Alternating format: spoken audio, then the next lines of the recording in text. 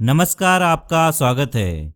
जैसे कि आप सभी जानते हैं कि भक्तगण भगवान भोलेनाथ का पूजन करते वक्त उनका दूध, जल और बेलपत्र से अभिषेक करते हैं। उनके पूजन में बेलपत्र का बहुत ही बड़ा महत्व है, लेकिन इस बेलपत्र की वजह से भगवान भोलेनाथ नाराज भी हो सकते हैं। इसका कारण क्या है और कब ये पत्ते नहीं तोड़ने चाहिए, बेलपत्र का क्या महत्व है और ऐसी कई बातें आज हम इस वीडियो में जानेंगे। तो चलिए दोस्तों जानते हैं, लेकिन उससे पहले अगर आपने हमारे चैनल को सब्सक्राइब नहीं किया है तो इसे सब्सक्राइब कर लीजिए ताकि आपको ऐसी आध्यात्मिक और रहस्यमय जानकारी वाली वीडियो मिल सके।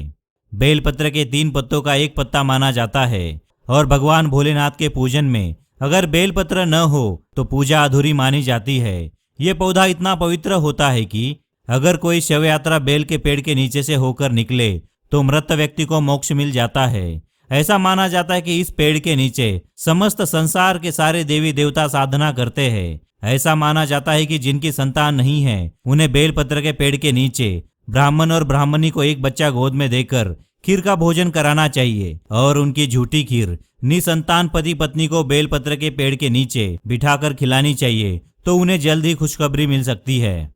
दोस्तों, क्या आप जानते हैं कि बेलपत्र को तोड़ने के कुछ नियम होते हैं।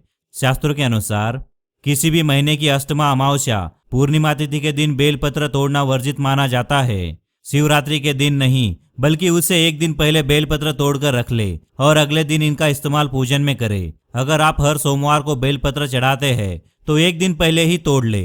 पत्ते तोड़ते वक्त और तोड़ने के बाद बेलपत्र के पेड़ को प्रणाम जरूर करें। जब भी बेलपत्र के पेड़ से पत्ते तोड़े इस बात का ध्यान रखें कि पेड़ को नुकसान न हो, अर्थात पेड़ की टहनियां न टूटे।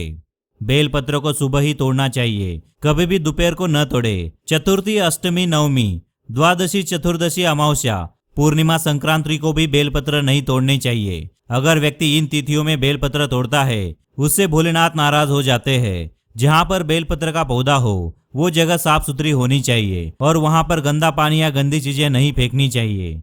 जिनके घर में ये पौधा होता है उन्हें इस पौधे की सेवा पूरे मन से करनी होती है। पौधे को समय समय पर पानी डालना चाहिए। बेलपत्र के पेड़ का महत्व।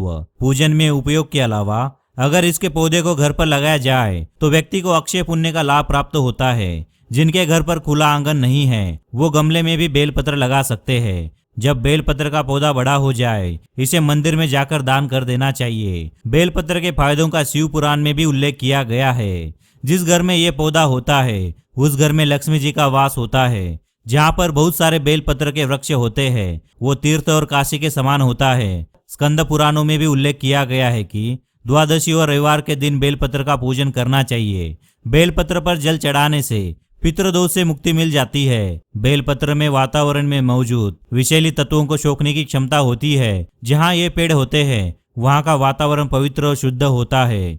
इन स्थानों पर विषैले जीव जंतु और सांप नहीं होते हैं।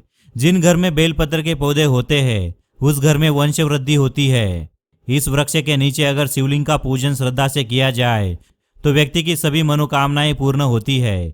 शिव पुराण में भी लिखा गया है कि जिस घर या स्थान पर बेलपत्र का पौधा या वृक्ष होता है वो घर या स्थान मंदिर के समान पवित्र और पूजनीय होता है। शास्त्रों के अनुसार जिस घर के सामने बेलपत्र का पौधा होता है तो वो घर नकारात्मक ऊर्जा और तंत्र बाधाओं से मुक्त रहता है। ये पौधा इतना पवित्र होता है कि जिस घर में ये होता है वहां रहने वाले लोगों को अक्षय पुण्य प्राप्त होता है। इतना ही नहीं, उन पर चंद्रमा की बुरी दशाओं का भी असर नहीं होता है। उस घर के हर व्यक्ति में तेज होता है और समाज में उनके परिवार को बहुत सम्मान प्राप्त होता है।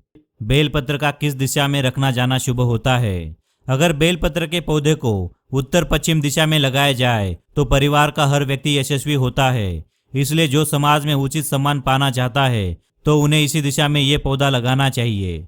अगर आप संपन्न होना चाहते हैं और अपनी आर्थिक हालातों को सुधारना चाहते हैं तो अपने घर के ईशान कोण यानी उत्तर पूर्व दिशा में बेलपत्र का पौधा लगाएं। इसके प्रभाव से आप धनवान होंगे और आप कभी भी पैसों की तंगी की समस्या का सामना नहीं करेंगे। वास्तुशास्त्र के अनुसार इस पौधे में घर से नकारात्मकता को दूर करने का गुण होता है। तो चलिए दोस्तों, अब जानते हैं बेलपत्र को भगवान भोलेनाथ पर कैसे चढ़ाएं। आप जानते हैं कि भगवान भोलेनाथ की पूजा करते वक्त बेलपत्र चढ़ाने का सही तरीका क्या है। आइए हम आपको बताते हैं। जब भी भगवान भोलेनाथ को बेलपत्र चढ़ाए, इस तरह चढ़ाए कि पत्ते का जो ऊपरी हिस्सा है वो शिवलिंग को छुए, यानी पत्ता उल्टा चढ़ाए, और कभी भी दूसरों द्वारा चढ़ाए पत्तों का अनादर न करे। अगर आपको हमारे द्वारा बेलपत्र के महत्व और गुणों के बारे में बताई गई जानकारी अच्छी लगी हो और आप ऐसी और भी बातें जानना चाहते हैं तो हमारे चैनल को सब्सक्राइब करें और बेल आइकन को प्रेस करें ताकि आपको ऐसी आध्यात्मिक और रहस्यमय जानकारी वाले वीडियो मिल सके। धन्यवाद।